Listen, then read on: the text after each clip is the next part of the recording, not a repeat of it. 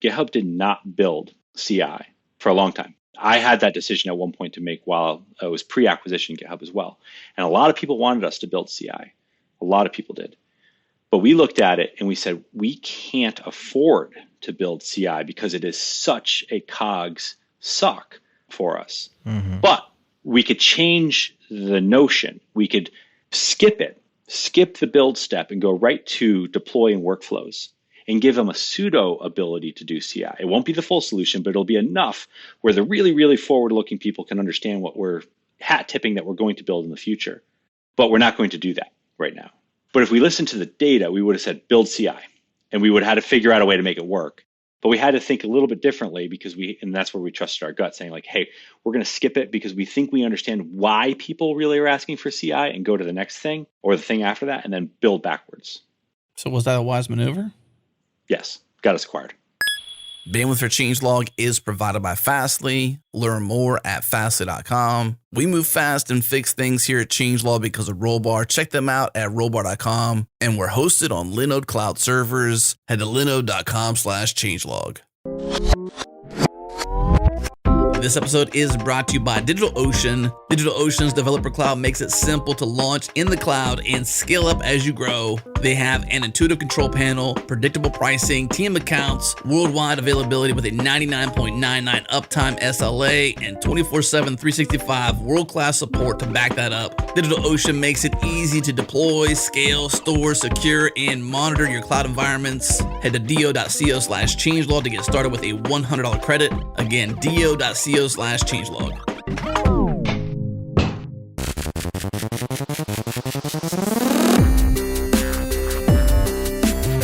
Welcome back, everyone. This is the Changelog podcast featuring the hackers, the leaders, and the innovators in the world of software. I'm Adam Stacoviak, editor-in-chief here at Changelog. On today's show, we're joined by Jason Warner, CTO of GitHub. Of course, as the title suggests, Jason shared some very interesting details with us. He shared the backstory of how he helped to lead GitHub to a $7.5 billion acquisition by Microsoft. We talked specifically about how they trusted their gut, not just the data, and how they understood the value they were bringing to the market. We also talk about Jason's focus on Horizon 3 for GitHub and what that means, his thoughts on remote work, and how they're leading GitHub engineering today.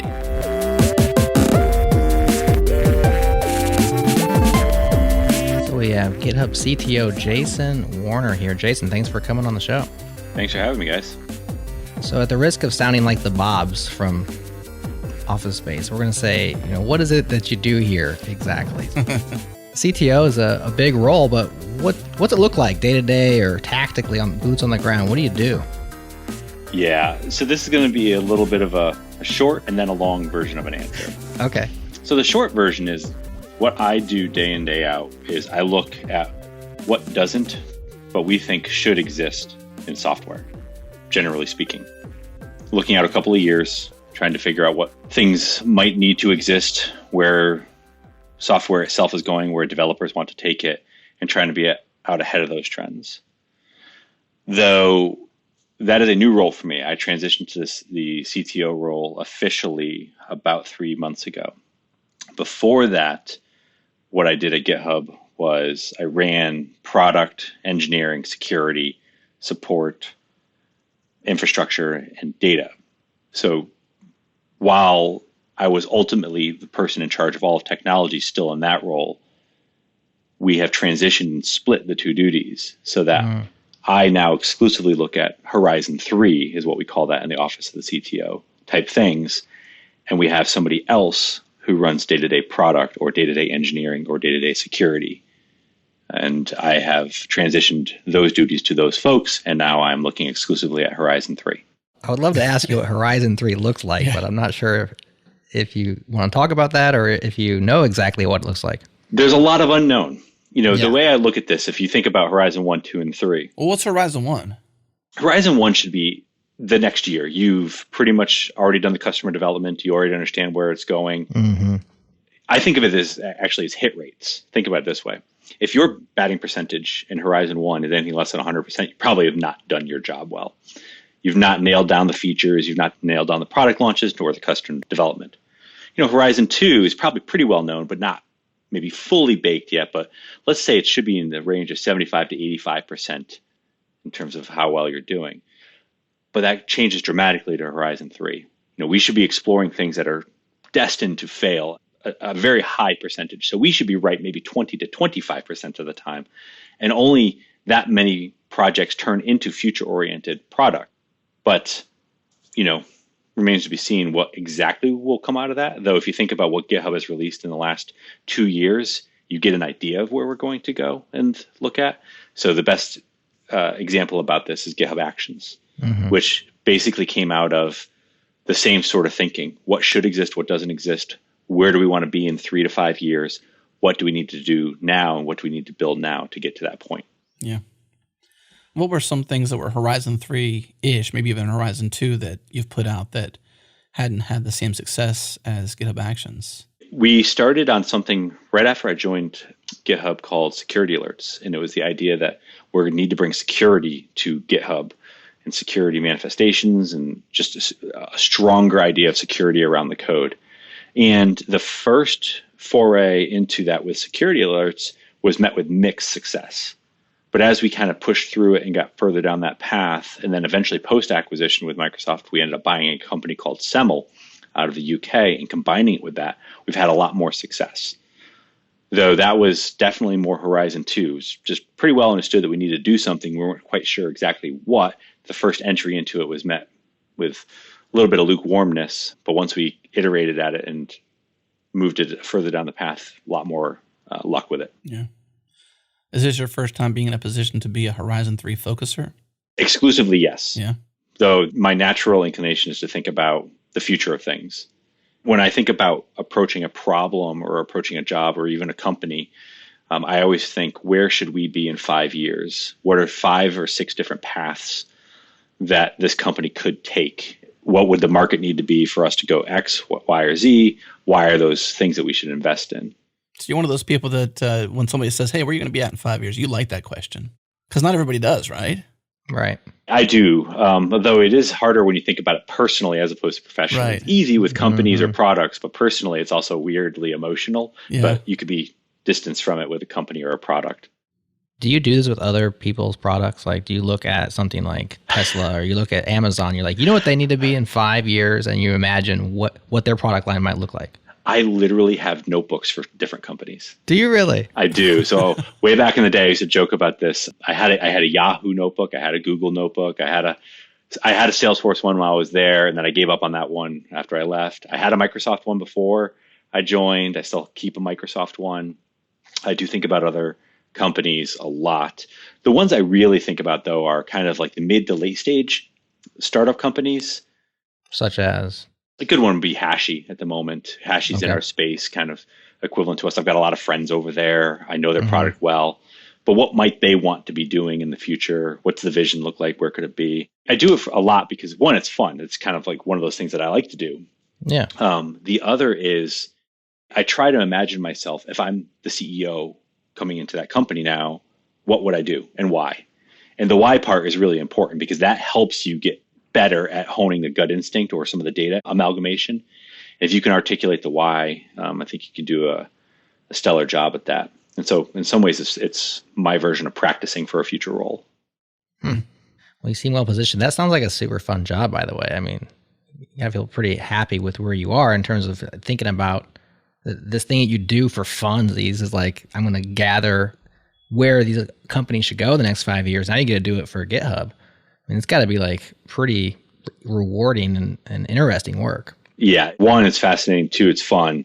And 3, as a person who's been in the space for quite some time, before GitHub was Heroku, before Heroku was canonical, the people who make Ubuntu Linux, I thought about developers for the past decade, platforms and clouds, and it all comes together at GitHub because GitHub is the center of the software development universe. Yeah. It's kind of a perfect match. Yeah. You're well positioned. So you don't have to share with us a future roadmap or anything, but. Or do if you want to.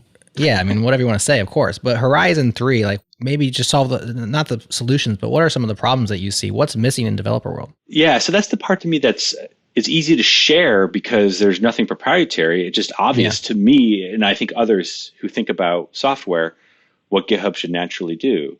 It's just how we do it will influence what it ends up looking like. And that's where the competitiveness might come in. But if you think about the software development lifecycle, and we boil it down largely from all these different discrete verticals to just 4 main steps, which is idea, code, build, and ship, that is the software development lifecycle before it gets to production. And then it goes into production, and then you've got operate, and you've got bug and error track and all that sort of stuff. Well, GitHub very clearly went from code to build to ship. And, well, what do you do then? Well, then you go to idea or to the land of production. It's not rocket science where we would probably go, but how we approach those problems is how we're going to differentiate ourselves. And how do you vet out then in your own mind or with your team these ideas of the how? Like, how are we going to implement this on Horizon 3? How do you judge an idea? I mean, when you talk, we're going to talk about some of the stuff you've learned as your role scaling engineering teams and building culture and all those things. We're going to get into that. One of the things you mention often is this idea of gathering all the data, but then still trusting your gut. And I wonder if that plays into this style of decision making. What data can you get on solutions that don't exist yet? The most important one is, if you think about how you might make a decision in this area, my lens is pretty exclusively the largest lens I'm going to use besides some micro lenses is going to be, does this effectively change all of software at once?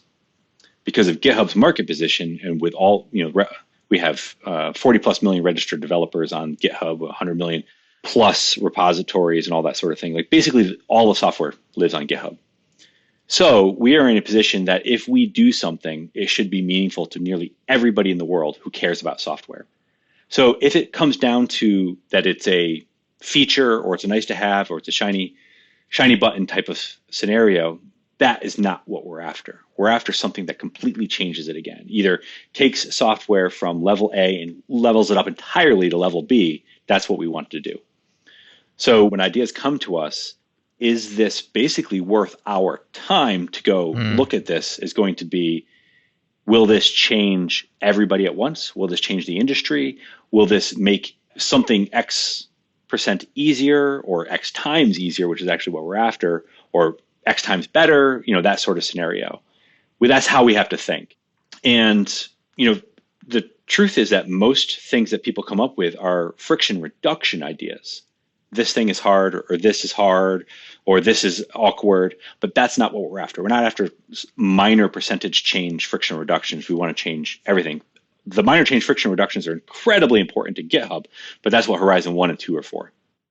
What's a good example then, if you can hypothesize what a Horizon 3 might be? Is there any fictitious, Well, unfortunately, all of them are stuff that we've already okay. that I have in my head I thought about. But just imagine this scenario. What if, because we have a code, we have the open source code, we have your code, we have that. What if we were to know something about what was going on in production and an error happened, and we happened to know who checked that code in, and they happened to already have all the test suites available to it? Well, what if we could change the way that people had pager rotations, as an example? Like large teams have just large scale pager rotations, but we happen to know who checked in which code and what was failing. What if we could isolate that and page that person specifically, but say, hey, we had to quarantine your code because it was released to production. And we paged you because you need to go figure out what's going on with this. But it's safe for now because we had all your tests, we had your staging environment, we had your production environment, we know what your blue-green deploys look like, so we just kind of quarantined your section of code right now. Can you go take a look at this and figure out what's going on and let us know when it's ready to turn it back on? That'd be cool. So I to distill down what you're saying about your idea judgment, and correct me if I'm wrong, what it sounds like what you do is you come up with an idea. Maybe you have a notebook of ideas, or you guys get in a room and talk. And then you ask yourself, is this idea big enough?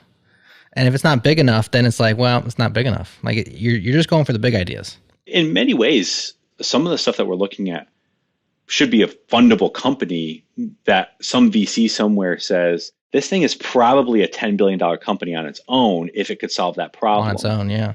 That's the kind of scale you're thinking about here. Yeah. That's a good problem to have and solve. Fun to solve for sure. Because, who wouldn't want to have a juggernaut like GitHub is and create sub $10 billion companies within it? That's a fun job to have. That's what I was saying. You know what I mean? Are you hiring? I'm just kidding.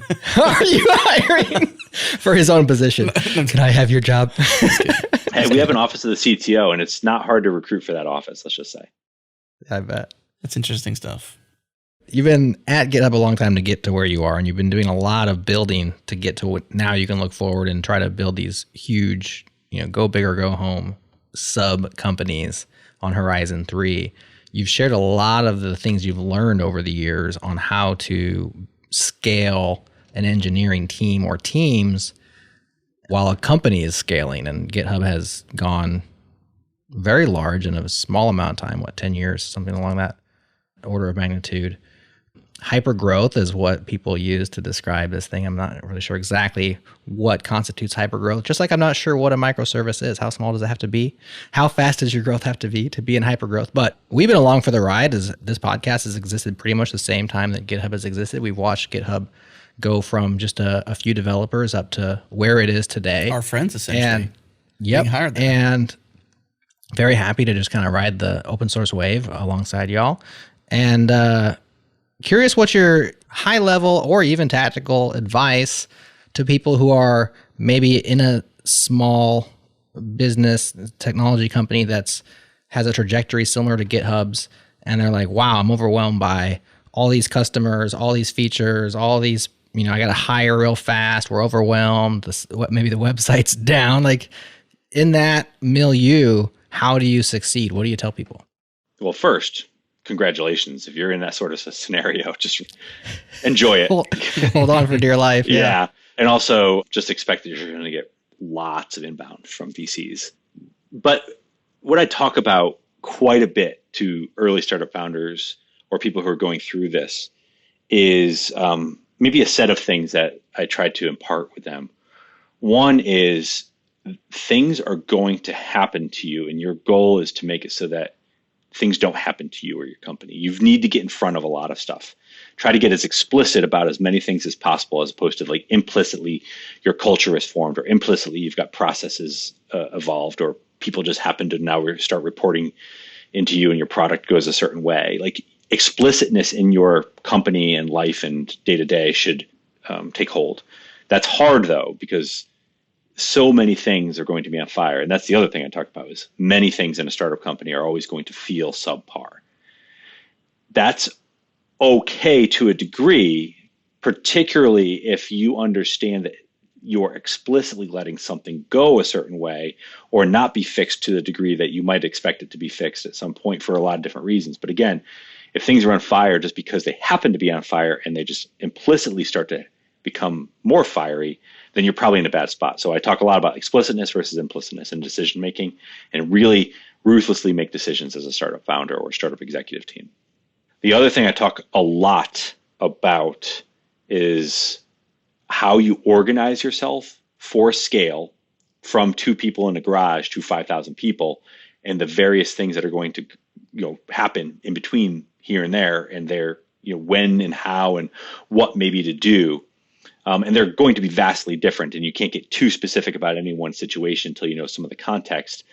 But just that you're going to go through all these different phases, and something that got you from 2 people in the garage to 50 people and $50 million in funding and a lot of success might actually hold you back tomorrow, right? As soon as you left the door. I mean, you can't become emotionally beholden to any one thing. Good example of this is GitHub in the early days talked very much about its flat structure. Right. Talked about it very openly and how it was one of the keys to their success. Everyone's an engineer, and everyone kind of makes their own decisions on what they're going to work on, right? And if you look through the history, I think that did indeed help GitHub in its early days. And then it was the very, very thing that held it back for a 3 to 4 year period from releasing anything meaningful. But it didn't mean it didn't serve its purpose. What happened is it became the organization and the company itself became beholden to the idea, and they held on to it for too long. Yeah. I can see that. We talk about a lot of that stuff. Well, it's hard to let go of the thing that brought you to where you are, right? Or the people. Right. If those people won't let go of the idea. Yep. Perhaps, yeah. I think I talk about that. But one of the main things I do talk about is what I call, it's the most critical thing, I think, for getting nailing startups and growth is communication. And communicating out what maybe a long-term vision and mission for the company is, what's important right now and why, what our principles are, what our values are, how we're going to measure success, and then how you're going to organize yourself to do those sorts of things. That itself is kind of the art of companies in general and scaling organizations. And I've learned that through engineering, because engineering is usually one of the first places you have to really, really, really meticulously organize yourself. Otherwise, you can't get anything done. And companies themselves have that same struggle. You just don't know it nearly as well. You can't feel it as ethereally as you can in engineering. Mm-hmm. So it seems like most companies start off maybe with a vision or maybe with a mission, but often not both, or not much clarity. Like there's a lot of like just iteration and testing, like is this a thing the market will, is there, trying to find product market fit. And it's just like, we're trying to figure out something that's going to be a business, or people are going to want to buy, or whatever it happens to be. Are you saying that you should have this mission and vision like day one? Are you saying like once you find product market fit, like you need to figure this out eventually? Again, the timing on this is interesting, because sometimes like the advice is just head west, like, well, you got to just start building the thing. But then you can also just get lost, in the middle of the Midwest and never make it over to the gold rush. It's funny that you say just head west, because that's actually one of the frames I use, which is if you're standing on the East Coast and you basically say, we know we need to end up in California in 2 years. Mm-hmm. We could plan it out meticulously, or we can just start walking. And I do think that most people should just start walking, and every day ruthlessly start to iterate. Like, okay, let's reevaluate. Do we want to go down to Austin, or do we want to go up and see Wyoming? Well, it's two very divergent paths now. They both are still generally heading west, but are they going to change us? Should they change us? Are we okay with that? I guess my general view on mission and vision and iteration towards product market fit is basically you end up with two types of companies. Company where there's a slam dunk product market fit. GitHub falls into that category. They didn't really have to test their way to anything. So there's a whole bunch of cheat codes that come with that path. Right. Good and point. You just don't have to worry about a certain set of things. In that scenario, mission and vision and talking about developers and the time horizons are so crucial to keep everyone focused on that other side. On the product market fit side, particularly if you're testing your way to product market fit, you really should understand why the company took money in the first place, or if it hasn't taken money yet, why the founders formed something. Why it should. Yeah. So if you've got a notion that there's a customer or a problem to be solved, or a friction that you're going to remove or something, you have to really understand that and why you're passionate enough about it to spend some time away from your family to do that. Well, when in doubt, iterate, right? What other choice do you have? Yeah, yes. Right. If you don't iterate, you're just going to stand still. Yep. And that's going back to the go west. That's just the same, just one foot in front of the other. At the same time, you're not going to have to deal with the hypergrowth problem because you haven't found the product market fit yet. So you're not there yet. Like the things that you're establishing, like how to scale engineering teams or small businesses, startups into large ones, it's at a time where the growth has started to hit, and that growth starts to hit once you've plotted a bit of a course and you figured out which way is good. I recommend strongly that founders keep everything as lean as possible until you have what you think is product market fit. Yeah. Because I think magic can happen with 5 to 10 developers in a room who ruthlessly prioritize and iterate and really understand their customers and talk to them. The best example, that might be in our market is, well, they were much bigger than 10 people is Slack. They started out as a video game company, then they developed an internal tool, and then that team kind of shed itself a little bit from the video game company and said, hey, what is this thing over here? Let's start iterating on it really quickly with a really hyper-focused team. That's a really good example of customer development, essentially. So how do you then really define hypergrowth then? Is it simply you've found fit and you kind of see some semblance of a market, but now you know that market is where you're at currently is nowhere near where you could be. So hypergrowth is know exactly where you got to go and grow as fast as possible to achieve that mass.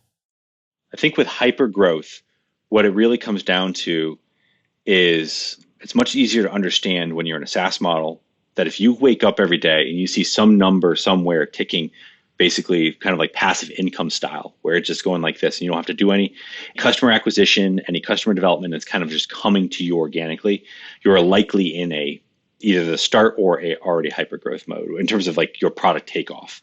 And that's really what it's about. I don't think hypergrowth should be about scaling your organization per se. It should be that your product is ready to kind of go off on its own. It hit some sort of exit velocity from you having to manifest it into the market. If the awareness shift happened, maybe a popular example might be Superhuman, the email client, maybe 18 months ago. So before, I might have that timeline wrong, but there was a period of time where it was under the radar, but some people used it and had it. But then for whatever reason, there was this VC moment where every VC was talking about Superhuman and the way that was happening. Well, that was their kind of hyper growth moment. They were able to raise a crap ton of money off of that. They were able to do a whole bunch of stuff. Now, they didn't scale their organization past that there, but their product adoption number went off the roof. Right. Yeah, the best scenario is that your adoption number goes up and your organization size stays as small as possible, right? Like that's when you're really sitting pretty. I think of WhatsApp and what they were able to accomplish, something like 900 million users with 50 engineers. I mean, that number was here, but their engineer count was relatively flat in comparison.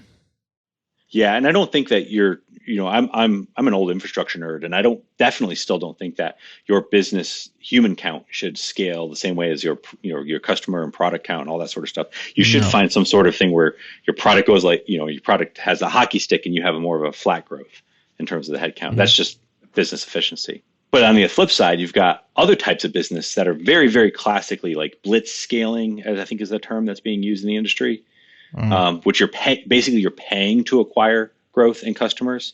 And those are obviously the Lyfts and the Ubers of the world, where they're running at a deficit. Right. And they're incurring organizational, technical, and then monetary debt to buy that growth, essentially.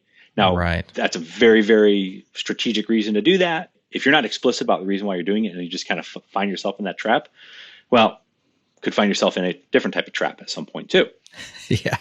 So 2 pieces of advice, I referenced them before that you have said, seem to be somewhat at odds, and they are measure everything and trust your gut. And I could definitely see a through line where you could do both of those things, but it seems like if I'm going to be trusting my gut, it's kind of the opposite of measurements, right? It's like my feelings, it's my intuition, or whatever you want to call it, my experience. But if I'm measuring everything, then I'm supposed to be making like data-based decisions. Otherwise, why measure? It's just a liability to have this data. So what are your thoughts on measuring and trusting your gut? I like to look at data from the data informed side as opposed to the data dictated decision making side. I think it's easy because of my seat in the business, and it's not, I don't run a government. I don't run a hedge fund. I don't run a lot of things in life. So maybe my advice explicitly is for software companies, and particularly ones where you are serving a wide audience too. So good example would be here that GitHub serves every developer in the world. That means infrastructure developers. That means JavaScript developers. That means Salesforce developers. None of them are going to need all of the features that GitHub will release.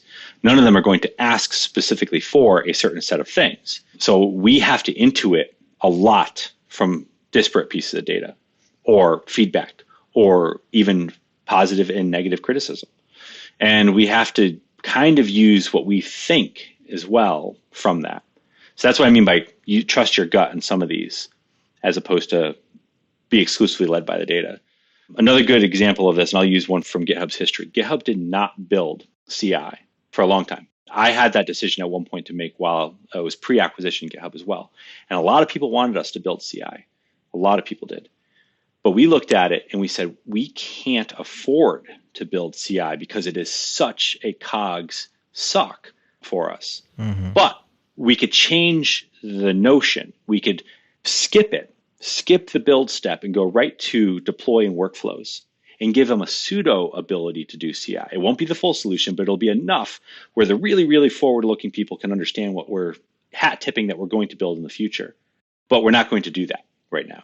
But if we listened to the data, we would have said build CI, and we would have had to figure out a way to make it work. But we had to think a little bit differently and that's where we trusted our gut, saying like, hey, we're going to skip it because we think we understand why people really are asking for CI, and go to the next thing or the thing after that and then build backwards. So was that a wise maneuver? Yes. Got us acquired. Really? Yeah.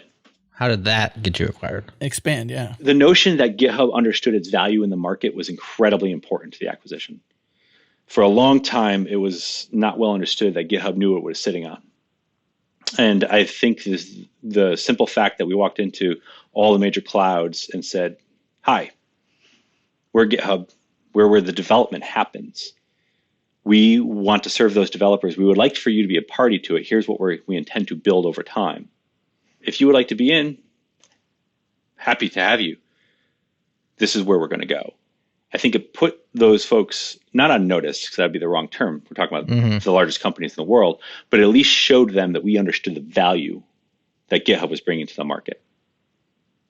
And that story essentially was the take us ourselves from a code host, turn us into a code platform, software development platform, go end to end, and establish ourselves as the only real end-to-end software development platform in the world, where the major public clouds are at the other side of it. So the next step, you skipped the CI, you went to actions instead. Is that what it was actions was the next thing? And then you built the CI on top of actions? Yes. So what we did is, if you notice the way it's framed now, it's GitHub, I believe we call it's GitHub CI powered by actions. Or GitHub Actions now with CI. It's one of those two marketing terms. I can't remember what we're using these days. But the idea here is that GitHub Actions is an end-to-end workflow platform, all the way from editing on your code to deploying it into production. And working backwards, it's got package management built in. Now it's got CI built in as well. And then obviously we just acquired NPM to augment that story for the JavaScript ecosystem. So I don't have the numbers that you had to make your gut decision, but it seems like to me that GitHub Actions would require a similar, what do you say, cost of goods sold, similar infrastructure that the CI would. So is it just the vision that changed? Because I assume you still invested in the Actions similarly to the CI product. From the COGS perspective, Actions was a much healthier bet for us than... It was. What does it not need? It doesn't need the same long-lived tasks that certain builds need. Okay. So you could do essentially, think of it as the original GitHub Actions that we built was more of a functions-based solution, whereas this one has to be more like long-lived tasks, kind of a different architectural approach.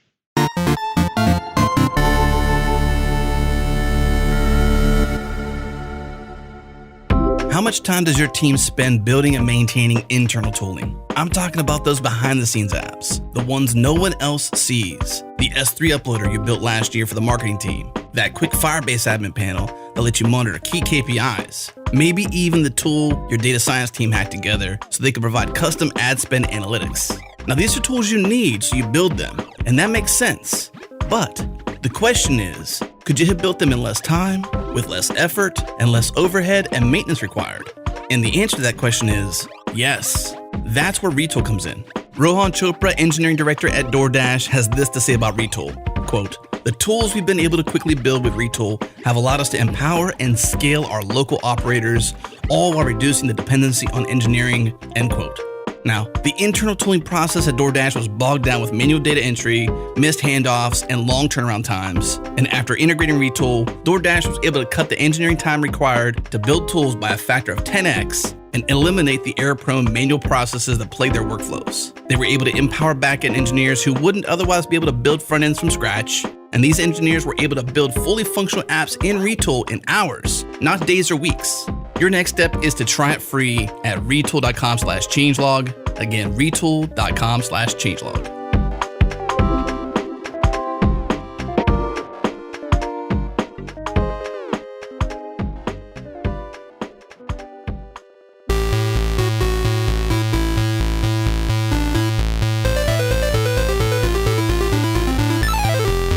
Jason, you mentioned that you have these notebooks with plans of what companies should do over the next N years, 5 years or so. And what we just learned during the break is that you actually had a GitHub notebook. So you talked about your notebooks for other companies, but you had a GitHub notebook. And it seems like it was somewhat prescient. Can you tell us a story of your GitHub notebook and what was in there? Sure. So my notebooks are pretty standard things. I just grab kind of either the small moleskin or the kind of the large loose leaf moleskin types. And I just try to take notes on what I think the company is, what it wants to be, what it could be. And what I think from the outside, and it's always called whatever company I view from the outside, and then try to map it out. And so you're working on assumptions. I just happen to know GitHub really well because while I was at Heroku, GitHub and Heroku were similar type companies. Mm-hmm. Even from a product perspective, they sat in similar spaces.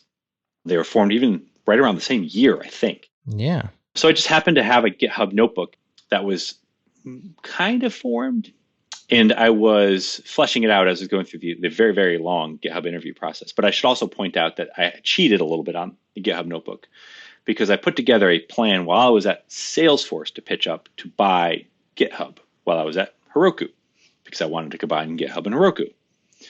That didn't work out.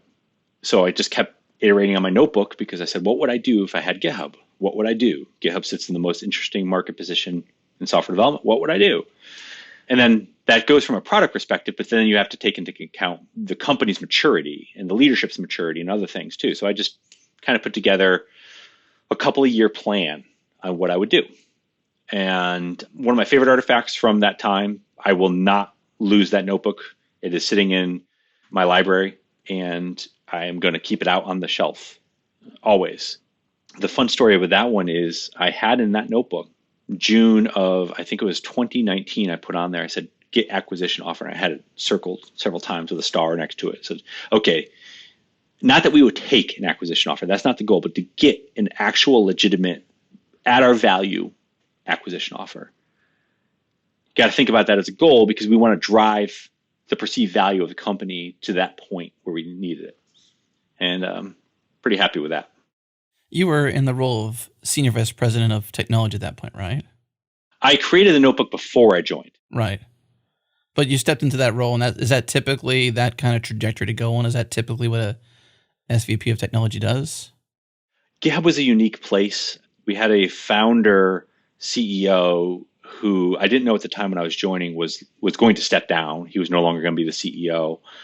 And he was going to look for a replacement. I had most of the non-sales functions in the business. So we had a marketing person, and she was there. We had a salesperson, and we had a CFO. Largely, that was about it. So I got everything else. I got product, I got engineering, security. I started out with support, infrastructure, data. I had most of those functions. And I shadow-led BD and Corp Dev for a little while, too. And the reason why, in my role, mine was SVP of technology, was because it had that entire breadth. And my skill set lends itself to being what is more traditionally called CPO these days than it is CTO. I just happen to be at a company where the product is the technology. Interesting. So when was the acquisition offer land? When did it land? We announced it on my 1-year anniversary. I can tell you that. So that we announced it to the public on my 1-year anniversary. We got the acquisition offer, I believe it was first week of April of 2018. Oh, so you were off by a couple of months in your notebook. A year. Yeah. A year and a couple 18. months. Yeah, I was off by a year. I wanted to do it in 2 years. Oh, you actually were ahead of schedule. So I thought for a minute there that you landed it like to the T, like June 29th. But that's right. I'm off by a year. So it was a year ahead of schedule. It happened much faster than I had anticipated it being possible to happen. And I think largely because I underestimated a couple of things when I joined. GitHub always had a reputation for being a strong engineering culture, though the infrastructure engineering team at GitHub in particular was world-class. I also underestimated my ability to recruit several people in the industry, particularly one person who ended up running product design for us. And once that person came in, we were able to change a couple of things and accelerate them. I also do think that the founder stepping aside while he was looking for his replacement accelerated a whole bunch of things. And the reason why is it just cut down communication pathway mishaps. And essentially, between myself, the head of sales, and the CFO, we were running everything at the company. So as long as we three were in lockstep, the entire company started to operate much more efficiently. So you're off by a year, but you were ahead of schedule by a year. So if you're going to be off, you want to be ahead versus behind. It's better to win the 2018 championship than wait for the 2019 and take your chances. That's right. That's right. And I'm sure that was a moment of like extreme joy or satisfaction or whatever it is. Like, did you feel done? Like, well, I did it. Now what? I think everyone has that. It's very different. It's different than winning the NBA or NFL championship where you've basically just put it out on the line for 60 minutes Just or pour whatever. champagne on yourself. We did not do the champagne thing yet.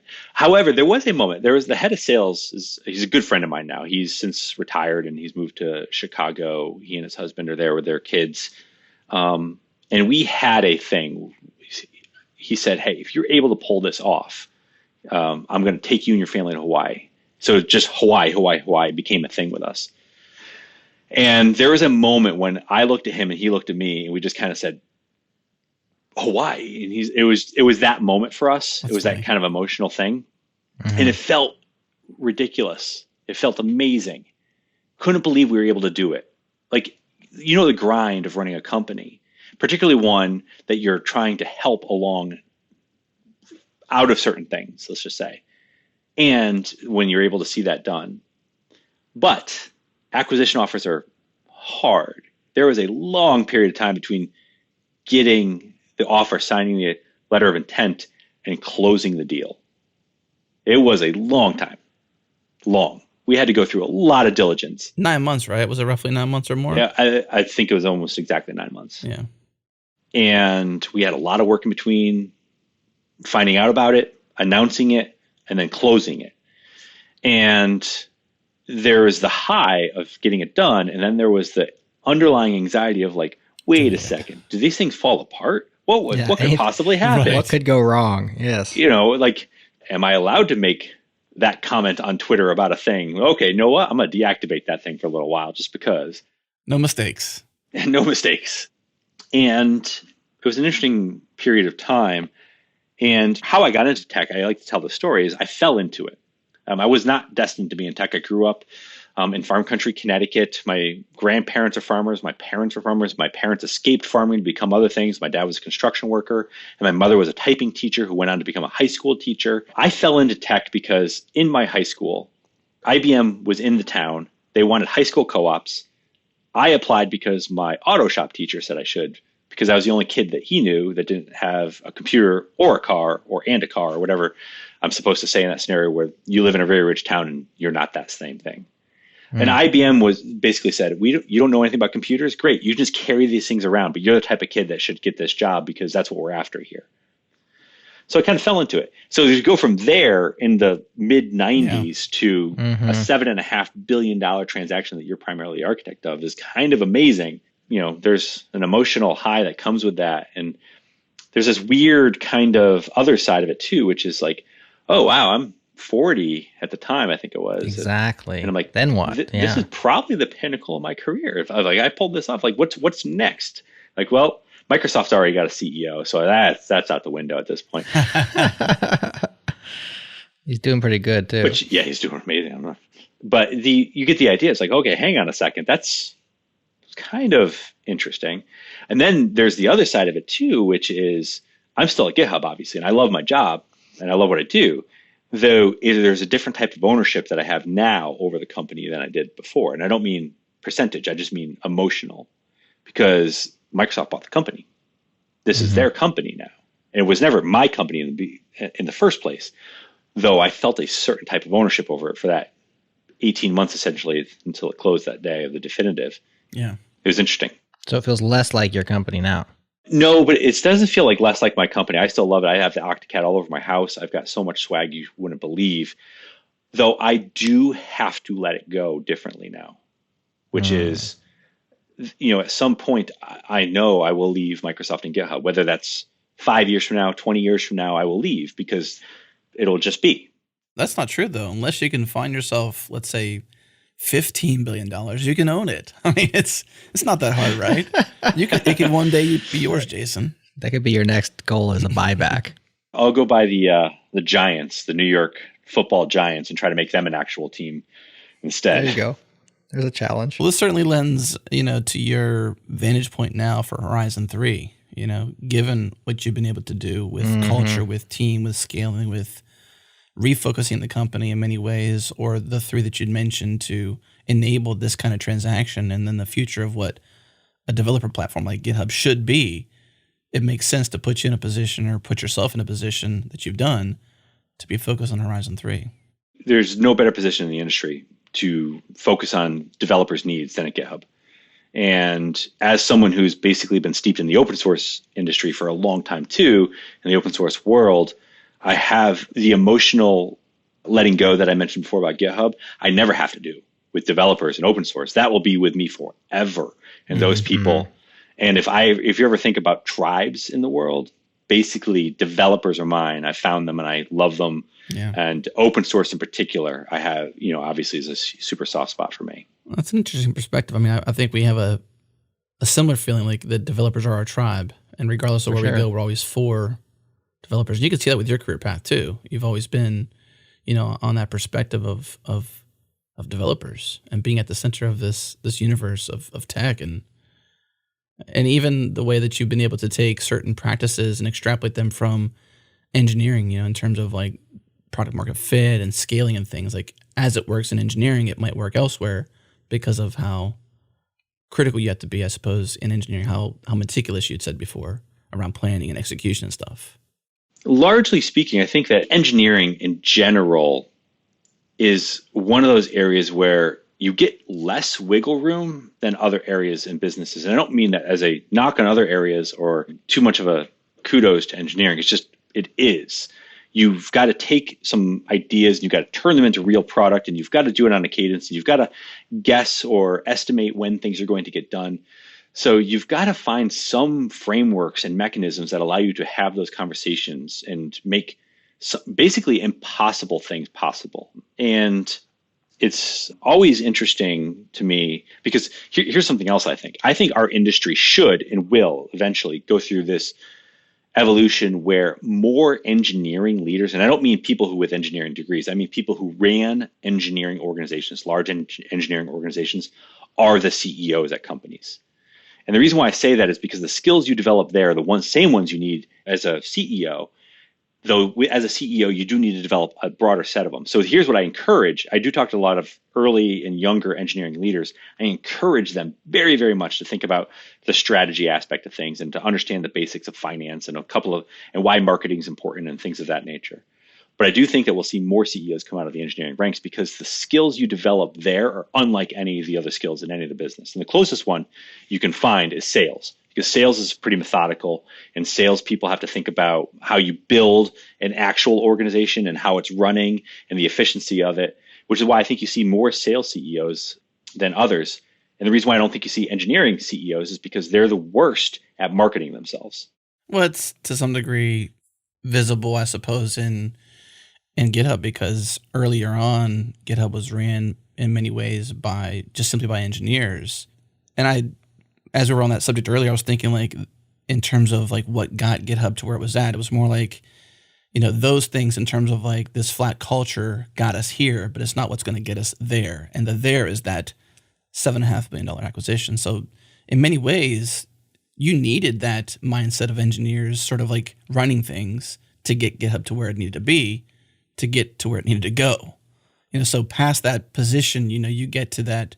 There's only so far, I suppose. And it's not unanimous, but your aspect of sales, engineers, that kind of thing, and leading and running, I know many engineers, Jerry being one of them, is very smart.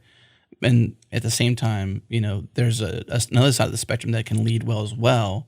And engineers sometimes have this holdback, I suppose. Maybe, I don't know how to describe it, but there's something that that others can do maybe better to some degree, like you're saying. I think this is one of those things that we see in the industry, which is if you basically grow up through the engineering ranks, a lot of companies, particularly late 90s, early 2000 companies, would have one career track, which was you're either management or an engineer, or IC, but engineer specifically. And the trap, what happens is people fall into is that they think that if you're an engineer, you need to go management.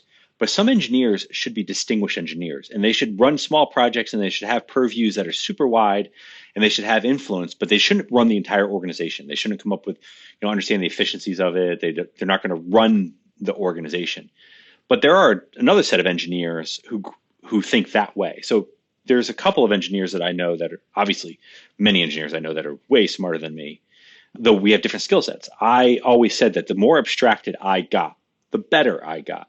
I was an average developer, but I was a better team lead and a much better architect and a much better director and an excellent VP. And it just keeps going up because what happens is I'm a generalist and the purview changes. And as you can be more general and you have a large purview, you can hold that in, all that information in your head, that skill set is augmented. Some engineers, and particularly the really, really, really talented technical ones, that would be a torture job for them. But what they really like to do is they like to build the systems, and they're excellent at that. And we should liberate both sides of those engineering systems.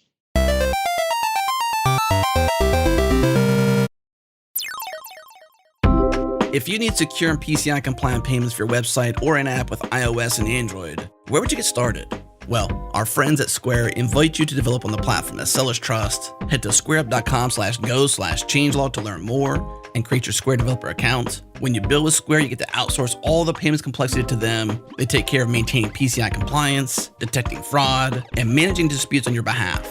You can customize your checkout experience to match your style guide, or save time by using the pre-designed payment flow. Easily integrate with digital wallets like Apple Pay and Google Pay to make checkout fast with increased conversions. And the icing on the cake really is the dedicated disputes team you get to access at no additional cost. Learn more and create your Square developer account today at squareup.com/go/changelog. Again, squareup.com/go/changelog.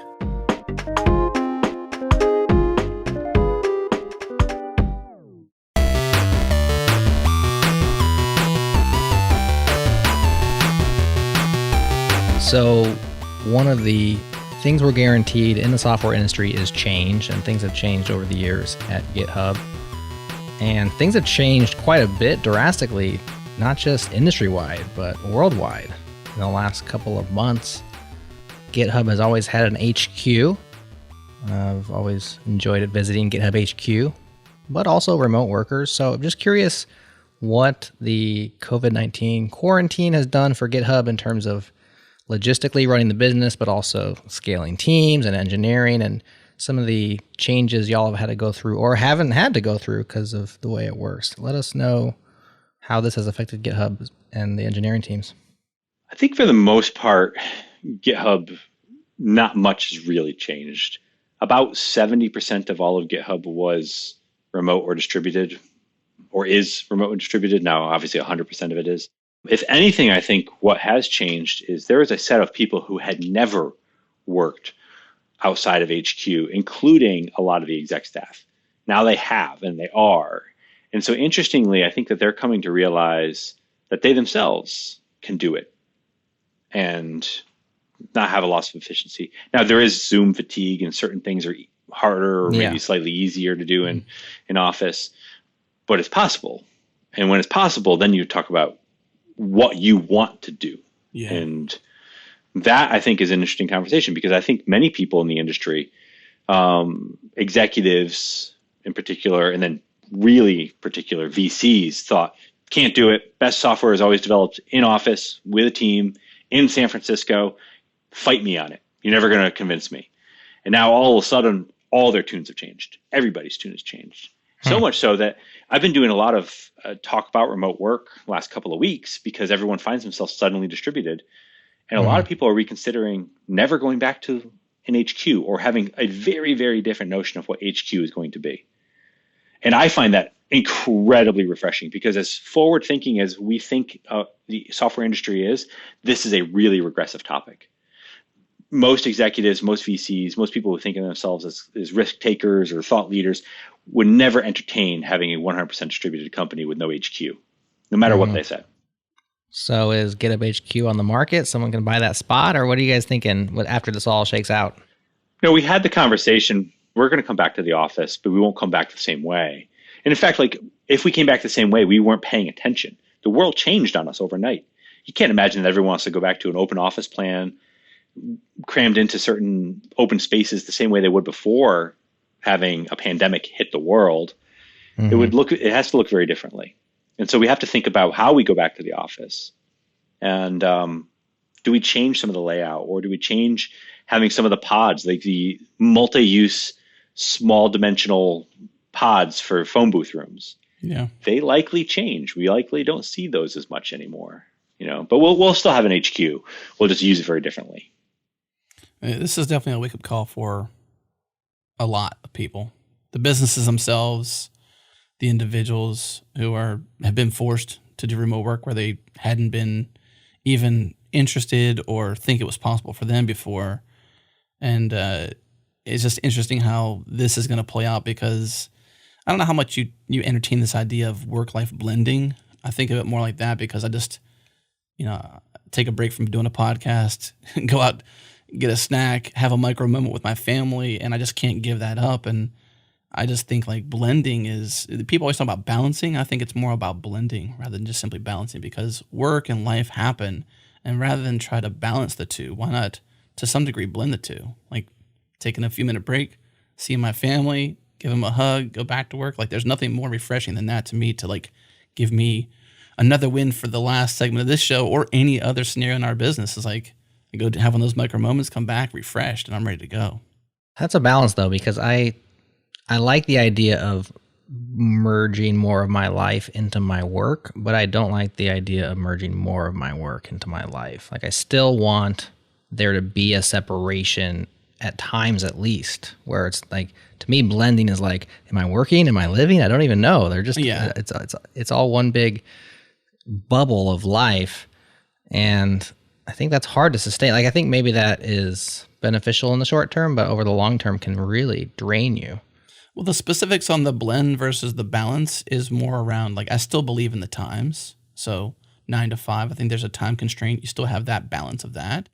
I don't ever want to be working outside of this room. So that's the balance. But the blend is sort of like, I can take,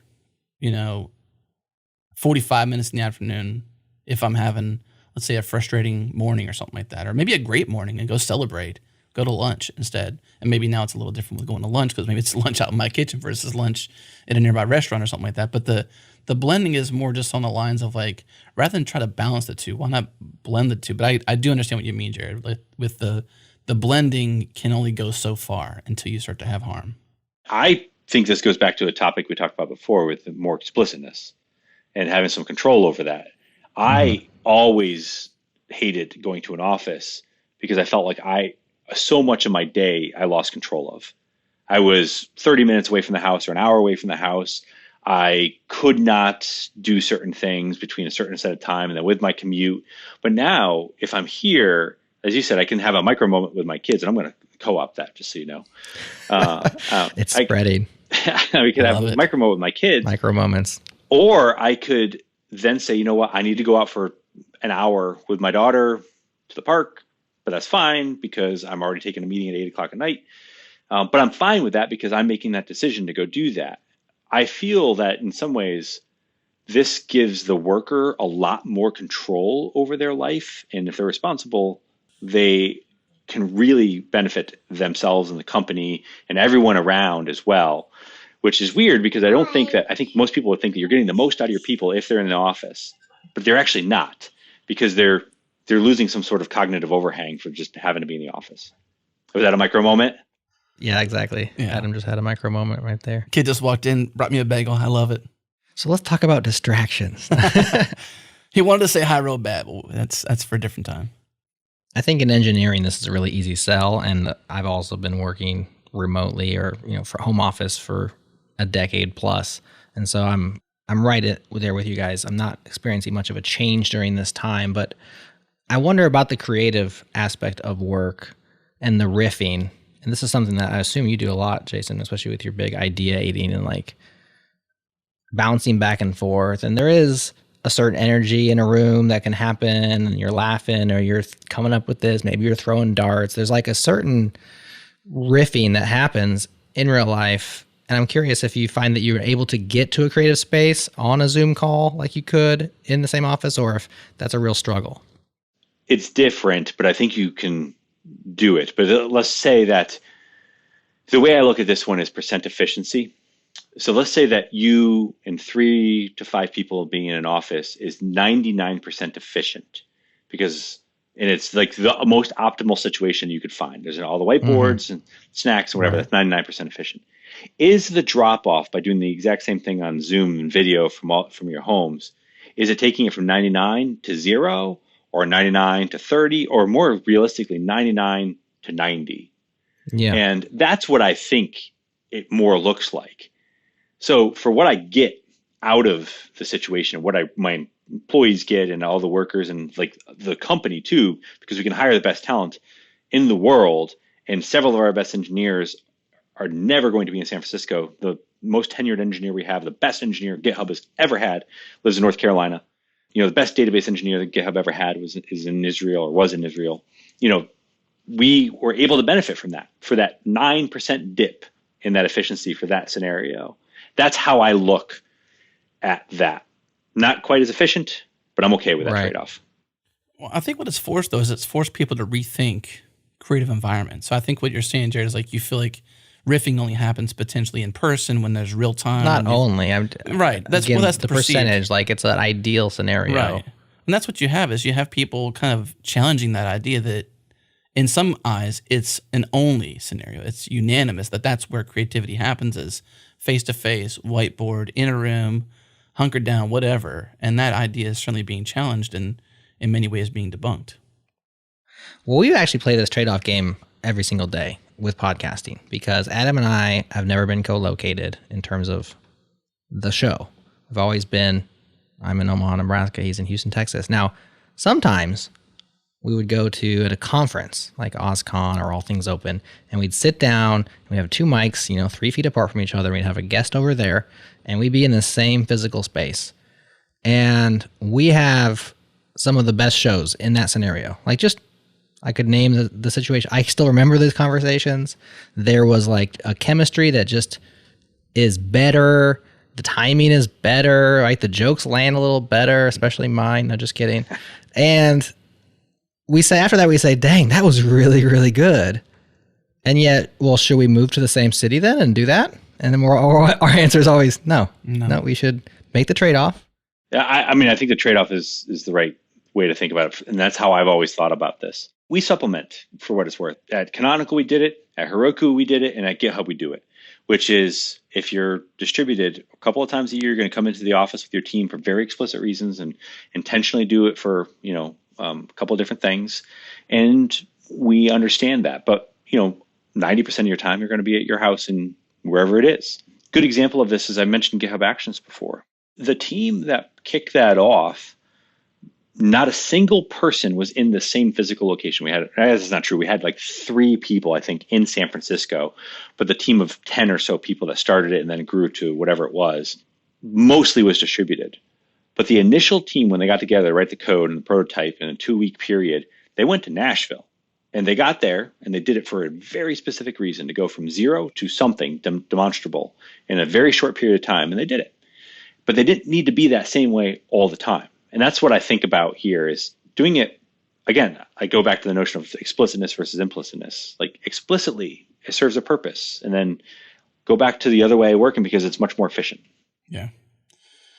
Well, we're social species. So there's obviously face-to-face, in person is better. As you said, there is a cost for that. And the trade-off is it worth the cost? So in Jared's case, in my case, the answer is no. I love the guy. I'd love to hang out with him on the weekends, whatever, compare ideas face to face. But, he's got his life, I got my life. And that's going to be the same thing for everyone else in the world, that there is that trade-off. So the answer is truly, it is better face to face. It is. Yep. But there's trade-offs and there's costs. Yep.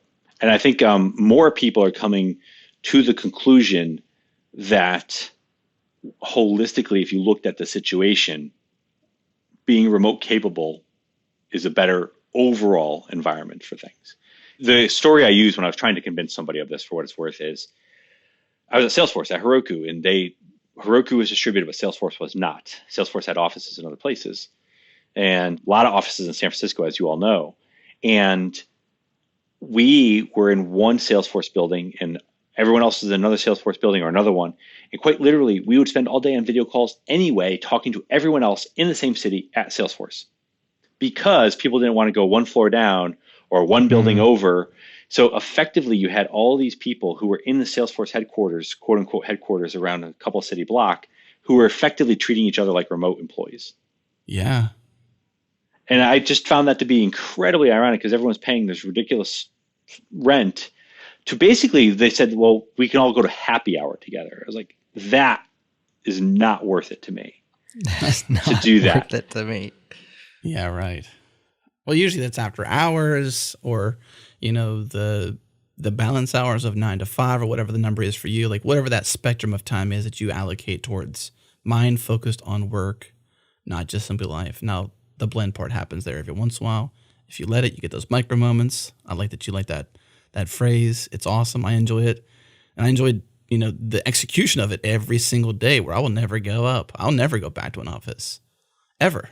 Here's another way to look at this. This is slightly different take on it, much more personal maybe, but family oriented. Is there's a statistic, I believe it's that you will spend 70% of the time you will ever spend with your kids before their 18th birthday. So if you think about that as a trade-off, if you're a family person, that is a staggeringly large percentage of your time spent with your kids before a certain time in their lives. So if you're optimizing in some ways, optimize for those things. And that's time you're never going to get back. And, that's one of those things that I want to optimize my entire life for is my family. Because, that's when I'm 80, I doubt I'm going to look back and say, I wish I took that job at Uber. I wish I spent more time with my kids. Yeah. One day I want to either read or write a book titled 18 Summers. Because that's what you get. Yep. When you have kids, the 70% of the time I didn't know that statistic, but I can assume it's true based on my knowledge of being a dad, because you only get those 18 summers. So how do you use them? Do you spend your summers blending your work to the negative side, Jared, and overworking or blending your life and, not taking the vacations or enjoying those moments or making those memories? Or do you so focused on your career and growth and these things that, in the end of the day don't really matter as much as your family? I have a slightly unique situation too. Well, maybe it's not as unique, but it's non-traditional in that my wife is home. She's homeschooling the kids now. She's a doctor, so my wife is infinitely smarter than I am, a much nicer person than I am too. You seem pretty nice. She's just a wonderful person. Selected those words carefully. Well, she must be amazing then if you're good. Okay, so let me pin in that one. We'll come back to that one in a second. But my oldest son is autistic.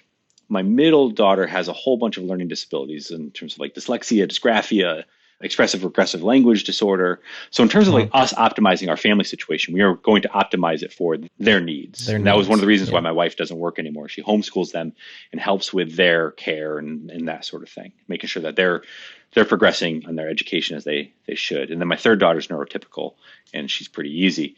But the idea is like we were going to make sure that we optimize for that. Because if I wanted to chase career or money or all those sorts of things, we could have moved to San Francisco and lived this really kind of shoebox life with them and sent them to the public schools there or even some charter. But it would have been harder. It would have been difficult. We wouldn't have been thinking about them. So this is, again, an efficiency optimization. We're going to 100% look for them and then find the efficiency for my career and the other things, the other side of it. So that was very intentional on our part to do that. So this life we now live in, the previous workforce ways didn't give everybody the same choice you have, right?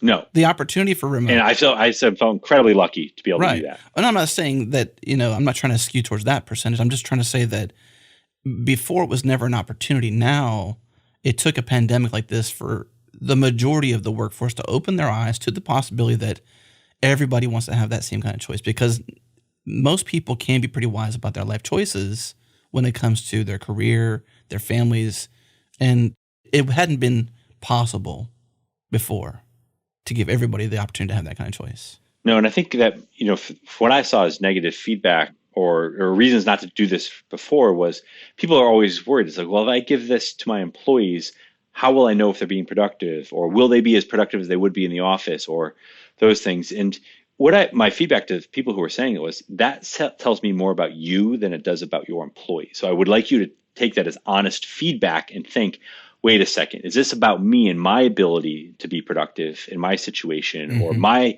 ability to structure my life or be disciplined enough? And that's really what it comes down to in a lot of the situations, is discipline. Am I disciplined enough to do this if someone wasn't watching over me all the time? Because most people are going to be okay with it. But yeah. We should be careful to keep the conversation focused on the technology sector, because while this does provide huge opportunity to show companies that working from home is a thing that can be sustainable and even better for your employees, there are literally millions of jobs that have just disappeared off the face of the earth. Yep. And those people are not working. But even in our sector too, you think about like some of the robotics companies, they're going to struggle with it because some of maybe the software side of the house can, the hardware can't, and then the mix in between, is it not? I do feel privileged. I've been in exclusively software companies for the last decade, and we talked about farming earlier. The farmers can't. They have to go. There's an analog thing that they have to do every day.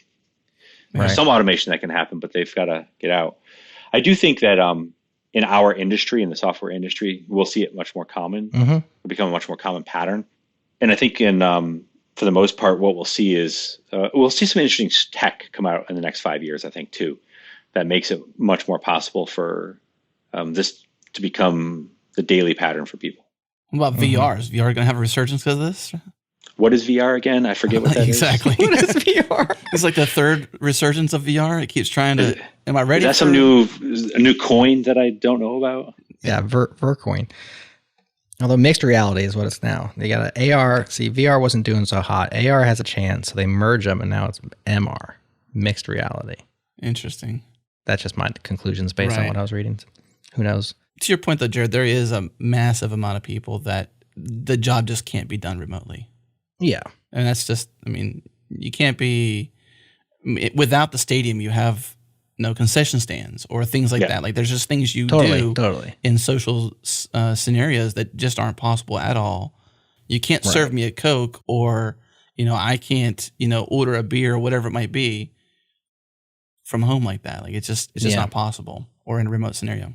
In the software world, though, this has accelerated a trend which was already happening. And it just really has kicked it into high gear. And so a lot of the people that were thinking we can't actually do this, they're actually learning, well, we could. We just either didn't think we could or we didn't want to. Well, in many ways, like where technology, the sector might be a first wave as well, what we might see, and maybe not in our lifetimes. Yeah. But it might happen for other sectors as new technology comes out too, that allows, example being the farmers, to do more from the house because maybe with the drones and the satellites and the automation, they're able to do a higher percentage from one location. It doesn't have to be in the tractor. Right. Who knows? So when it comes to managing teams, so you talked about discipline and explicitness, and I think definitely there's a certain personality traits that work well remotely or at home, and there's other ones that don't, like you have to fight against them. And so people who generally are self-starters insofar as like they get up and they can put themselves to work, I do believe many people can practice that or get better at it over time. It's not like you're condemned to somebody who can't put themselves to work. But there are certain people that do better at it than others, right? And like they need, like even the commute, which nobody wants to get their commute back. But there is something about it where it's like a transition into a mindset and back out of it. Where there's people like, I want to be at an office. I want to be with people. I want that. And I have a hard time working at home. And so surely you have people like this at GitHub or who are struggling with this. You're trying to help them through that. Like, here's how you can be effective as an engineer at home. Here's how you can work with teams, manage teams at home. What are do you have do's and don'ts or tips and tricks or mindsets that you can help with your engineers who are struggling to be productive or to feel good about their work? Well, the true, honest introspection is a superpower, I believe. And so if you really you're struggling for whatever reason, be really brutally honest with yourself and figure out what the struggle really is. Is it a lack of motivation or a lack of understanding, or maybe you're anxious, or you feel deadlocked, you're waiting to be told something and you want to go get it. You don't want to go get the information. Or maybe you're just lazy. And I'm not saying that in a bad way, but maybe you can't get up to go do this. But figure it out. And then once you know the answer to that question, you could probably know how to attack that. Though very, very broad stroke tactics that I've seen work are people talk about having a rhythm to your day.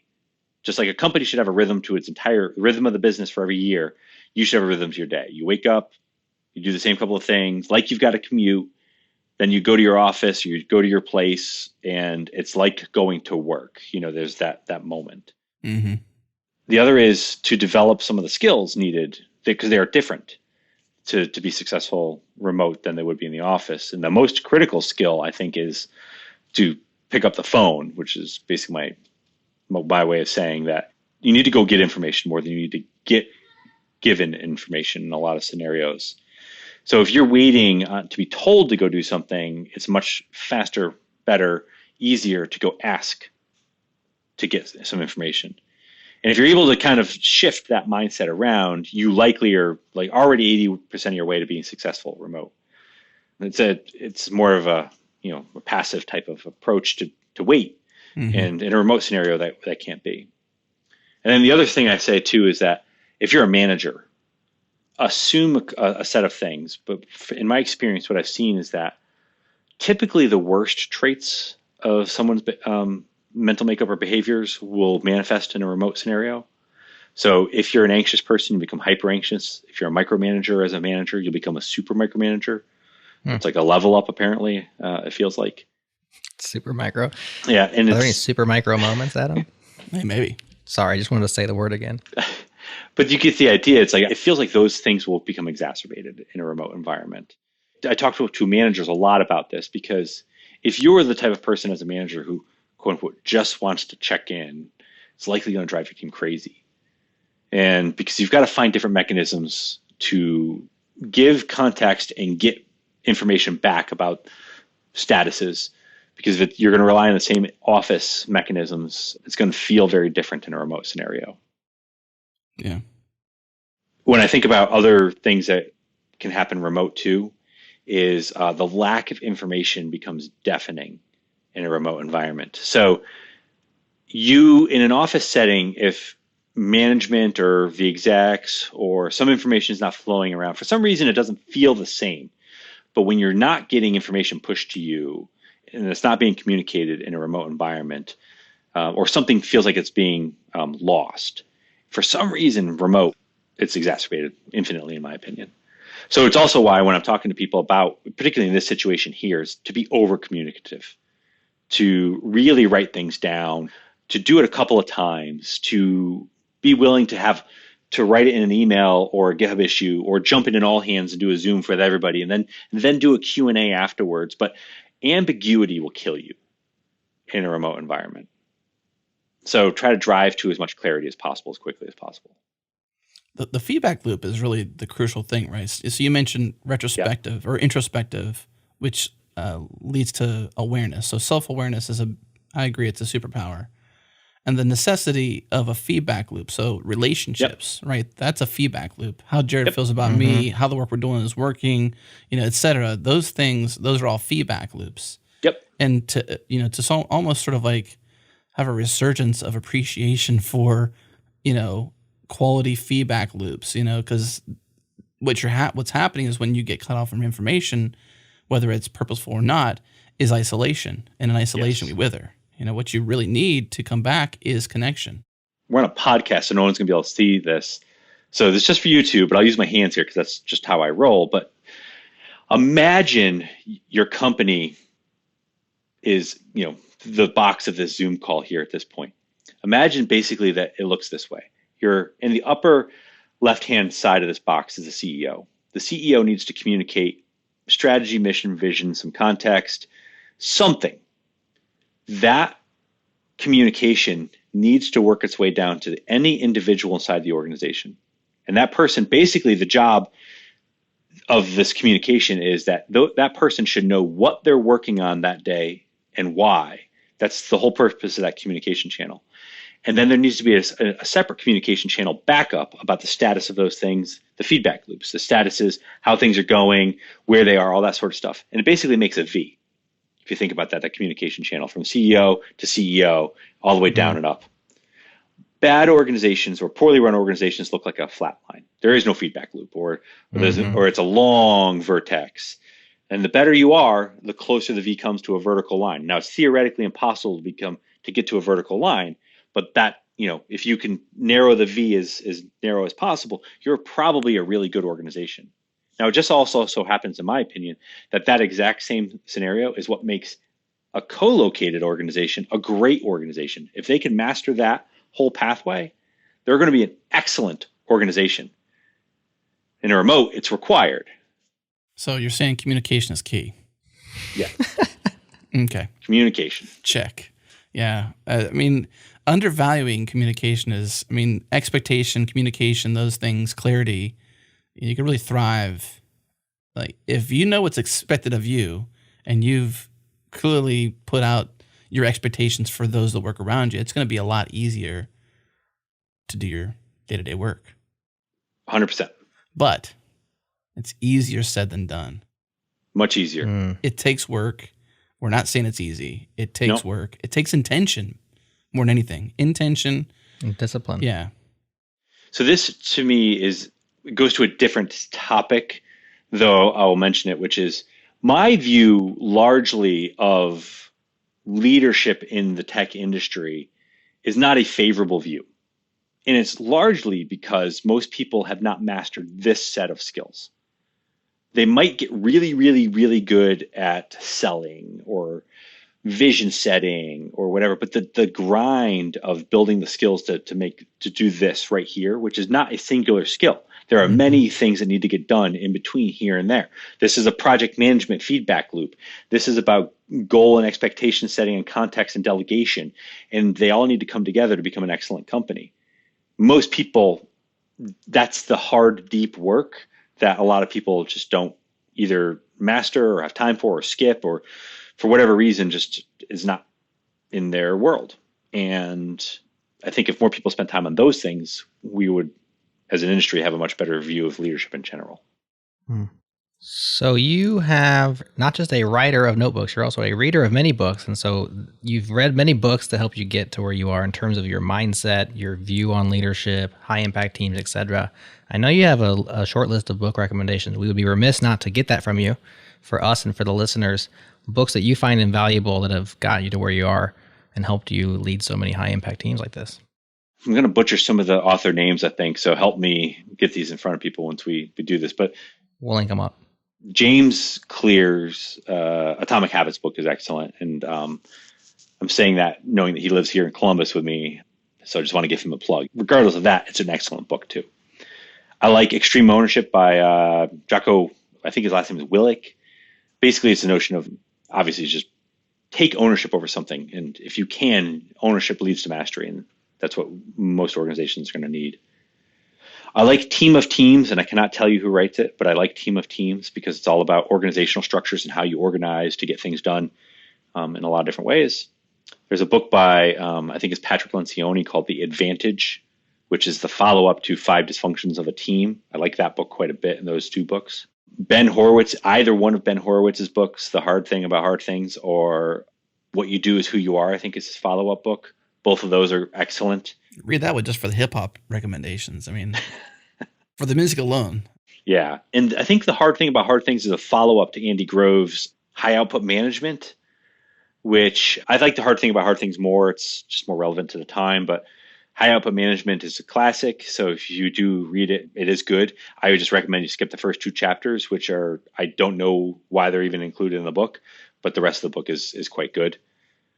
The other thing I do like, I recommend this quite a bit internally or to people as well, as I like the service called Blinkist, and I am not a paid person for this for what it's worth. I just like the service and I use it a lot.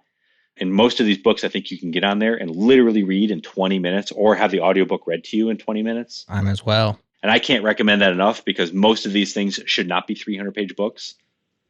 So yeah, most books have 1, maybe 2, if you're really lucky, 3 good ideas in them. And Yes. I'm also a non-paid Blinkist shill because I enjoy it quite a bit. And, you can get them. The Cliffs Notes are good. And that's what that basically is a modern version of Cliffs Notes. Yep. You can get the sense of it pretty quickly. 15, 20 minutes, in and out, boom. Mm-hmm. Although there's a weird side effect of that is that I feel like I've read a lot of books, but then once people start talking about them, I'm like, no, haven't actually read that. And then I remember why. I'm like, oh, I summarized it. Yeah. Yeah, you do lose the story aspects of things because most of the filler is some story, which could be fun. It's like a side quest. And half of the podcast here is the side quest of the stories. And, you joked about having a podcast called The Breaks because those are fun. It's just if you're reading something, you really want to get to the meat of it. There's an awesome book about Abraham Lincoln, and I think it's called Cabinet of Rivals or something like that. It's something along those lines. And I believe it's like 750 pages. And I tried a couple of times to read this, and it is fascinating. And it is literally an amazing like story and stuff. But I do just want to get the Cliff Notes version. I want to know who was trying to backstab who for what, weird reason, and how Abraham Lincoln was able to ultimately navigate it. I just get lost sometimes in those really long. There are some stories that lend themselves to be summarized and some that are better enjoyed going through the details, that's for sure. Especially if you're listening to, say, something that's fiction that's just for fun, Yeah. That's what I say.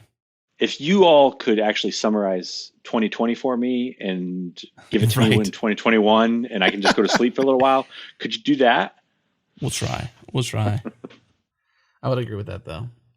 I think there's plenty of us that would like to hit fast forward on this one and see what happens in the next chapter. See, I wasn't unanimous here in this mention of Blinklist, or is it Blinklist or Blinkist? Blinkist.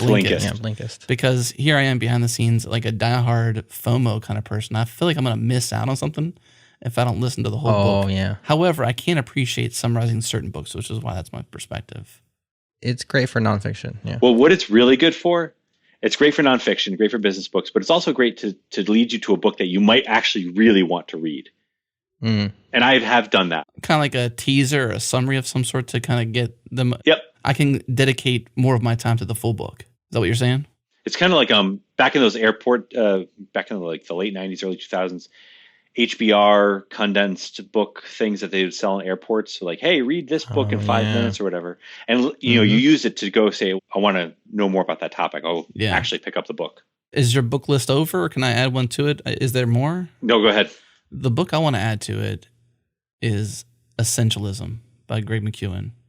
There's a chapter in that book that I don't get right, but it reminds me of its importance. I don't recall the chapter number, but the chapter name is Protect the Asset. And it's essentially about protecting your sleep, protecting your health. Because you can't be you unless you're you. And you're not you unless you got your mind. You're not you unless you have your mental health, your body. And essentialism kind of reminds you, and I think even, this pandemic has been a resurgence of finding out what's essential to you, right? What's essential to you? And that's what it is. It's not minimalism. It's not a tribe. It's not some sort of like religion. It's what is essential in your life. The vital few versus the trivial many. What do you need to work on right now? What really matters to you? And that chapter, Protect the Asset, to me was like mind-blowing. It seems so simple. Protect the asset, protect your sleep, protect your health. But so often do we trade our health, our mental freedoms for other things, for whatever reason. I literally have a half-written, poorly done blog post that I probably will never publish called How I Sold GitHub and Wrecked My Back at the Same Time and How I Fixed It. Because my back after the acquisition was basically trashed because of like the hours I was putting in and how little I was sleeping and doing some other things. And for the past year, maybe over that, I've really had to focus on getting my health back, my back, my glutes, my hamstrings, my hips, things that really were troubling me that I basically let go for that reason. And it's funny because I can't think about it the same way anymore because if I'm 40 now and 80 and this is what I feel like now, I need to get this thing sorted out. Mm-hmm. Otherwise I'm in trouble. What do you think about this then, to add one more to that, is this idea of doing things like that with intention, so in a season? So knowing that you had to sort of like make some sacrifices during, say, a high pressure time in your life, this pinnacle period of your career even, that there had to be some trade-offs. Not to say that your back is worth it, but just this idea that sometimes we do things, we sacrifice certain things, but I'm okay with doing it only if I know it's for a season, a sustained amount of time with constraints applied to it. There is an ending to it. I know when it is. I have a plan. That can be something I can get behind, but there's even some downsides to that too. What do you think? I'm okay with that. I think that there's a time and place for those things, and I think that you can essentially time box those and say, hey, we're going to put it on a clock. And, a good example of this, going back to the acquisition, my wife and I had very explicit conversations about what I was and what I was not going to be doing. And, At one point I lived in a hotel in San Francisco. Not very many people knew about it because I needed to be down there to do certain things with people around. And I didn't make it home very often in a 2.5 month period, but we had a very explicit conversation. It was only going to last for a certain amount of time until something either did or didn't happen. And, at that point, then we move on to an alternate plan. I could not live that way indefinitely. And I intentionally had to have a conversation about it. But I do think there can be seasons. And I think you can go through bursts. Projects go through this all the time. There could be a steady state for a project, but there needs to be a burst in the middle and then another burst towards the end. But they don't need to always be that way. Well, Jason, I feel so much more wiser having had this conversation for many reasons. One, you blew our minds around the acquisition of GitHub. Unexpected part of the conversation, yes. But very much appreciated. And I'm definitely there's some of the books you mentioned I've read, some of the books I haven't. So I'm either going to Blinkist them and try it out. Blinkist, if you want to be a sponsor, you can reach out. But right now we're just promoting because, hey, Jared seems to love it and so does Jason. And I'd be willing to try because I'm down for anything. So I'll either Blinkist it or the arch nemesis of Blinkist, Audible. So I do Audible a lot. We would also appreciate an Audible sponsorship. We're not sponsored by either one, but we are open for both. That's right. But if you go back to that Cory Doctorow episode we did, though, however, he would say sans Audible because of DRM and all those things. So, if Corey's listening, Corey, whatever your recommendation is, sorry, Corey, too. There you go. But Jason, thank you so much for sharing this story with us and your time with us and this wisdom. Absolutely. And we're much better to have you on the show. Thank you. Thanks for having me, guys. Wow, what a story that Jason just shared with us. Let us know in the comments what you think. Changelog.com/395. What was the most interesting, fascinating part of Jason's story in this phenomenal acquisition story of GitHub and Microsoft? Open up your show notes and click discuss on Changelog News. We'd love to hear from you. And we get asked this all the time. What's the easiest way we can support you? Well, the easiest way is to tell your friends. The best way for this show or any of the show out there, any podcast really, is word of mouth. Tell your friends, send a text, send a tweet, write a blog post of your favorite podcast episodes each month. That totally works and helps every podcast out there. Of course, thank you to our awesome partners, Fastly, Linode, and Rollbar. And thank you to Breakmaster Cylinder for those awesome beats. And one more thing, we have a master feed that brings you all of our podcasts in one single feed. It is by far the easiest way to listen to all of our shows. Everything we ship is in that feed. You'll miss nothing. Head to changelog.com/master to subscribe or search for Changelog Master in your podcast app. You'll find us. Thanks for listening. We'll see you next week.